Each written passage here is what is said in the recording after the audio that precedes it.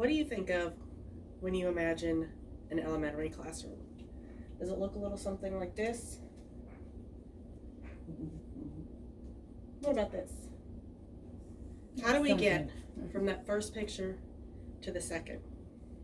I believe that mindful meditation is a great way to achieve that goal.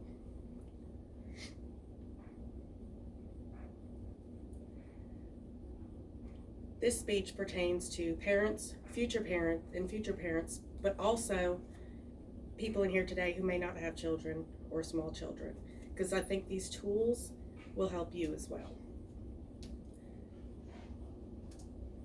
Many of you know my son has ADHD, and these breathing exercises have helped him.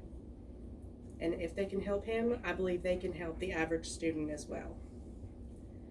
Before we discuss these issues, I'd like to discuss issues in elementary classrooms today, how mindful meditation can help solve these problems, the benefits of including these programs in our schools, and what will happen if we ignore the problems.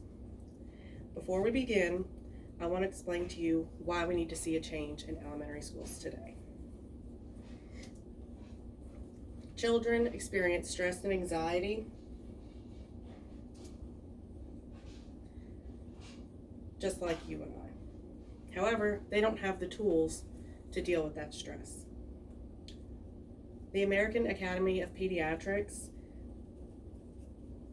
reports that childhood stress can lead to learning, memory, behavior, and physiological impairments. The Yale Center for Emotional Intelligence did a survey on 22,000 high school students. These students reported having negative emotions such as stress, boredom, and fatigue 75% of the time. Children are high energy and low focus people naturally.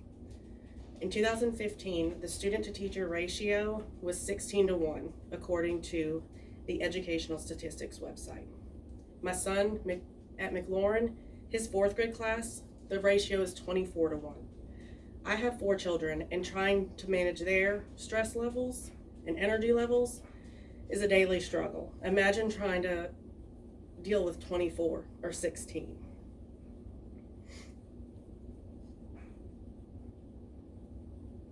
I believe that mindful meditation can help solve these 2 problems.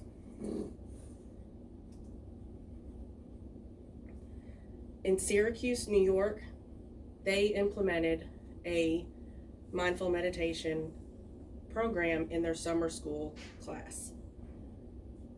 They included a mindful room that looks kind of something like this, where they learned breathing exercises and how to do yoga poses.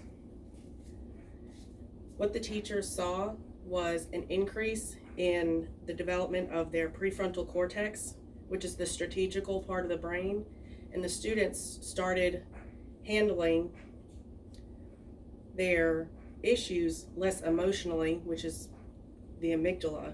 That's the part of the brain that is more emotional. They used the prefrontal cortex and they started strategically handling their stressful situations.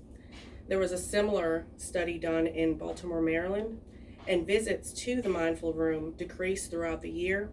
Children learned how to deal with stress in and out of the classroom. I understand that there are some religious and cultural issues and concerns. There's a website called mindful.org, and the website is run by a group of people who teach these programs to schools throughout the country. They ensure parents that no religious and cultural language is used during the programs. Words like yoga are changed to mindful movement, and namaste is not used in the program.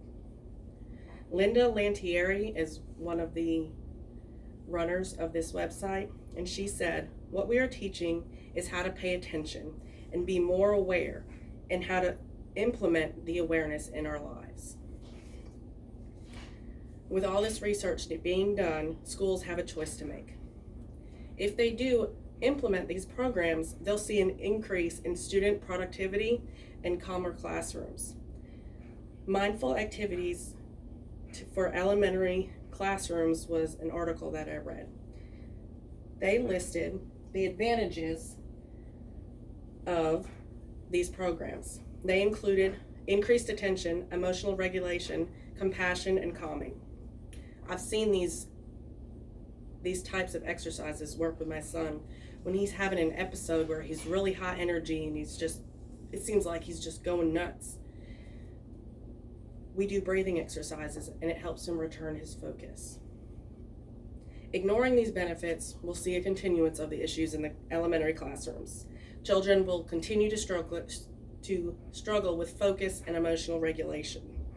The population is growing every day and classroom sizes are not getting any smaller.